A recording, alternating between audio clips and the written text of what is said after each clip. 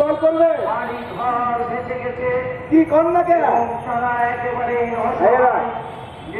জায়গায় জায়গায় যারা কিনা ফাঁসিবাদের বিরুদ্ধে লড়াই করলো তাদেরকে নাম দেওয়া হচ্ছে নব্য ফাঁসিবাদ।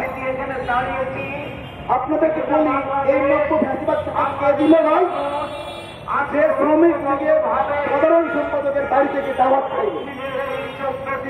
এখন তুমি কোন পাশার বাল যে তুমি 16 বছর ধরে সংগ্রাম করা, বিপ্লব করা, জেল জুলুম খাটা দলের নেতা কর্মীকে বলবা তুমি নব্য ফাঁসিবাদ? চুপ করে আসি।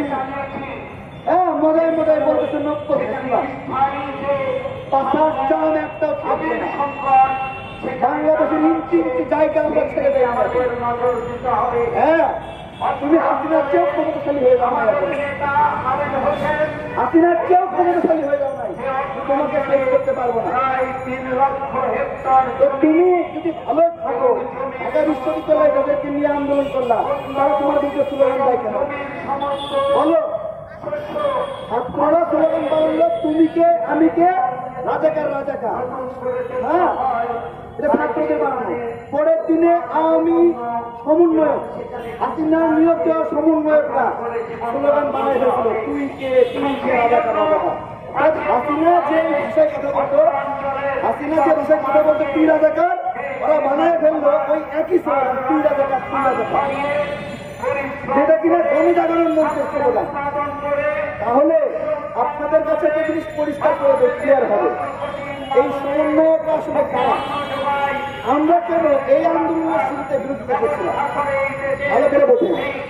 আমরা এই আন্দোলনের শুরুতে দেখলাম ওমা বিভিন্ন কলেজ বিশ্ববিদ্যালয়ের সমন্বয়ক যারা ছাত্র নিয়ে বিভিন্ন পদে আছে।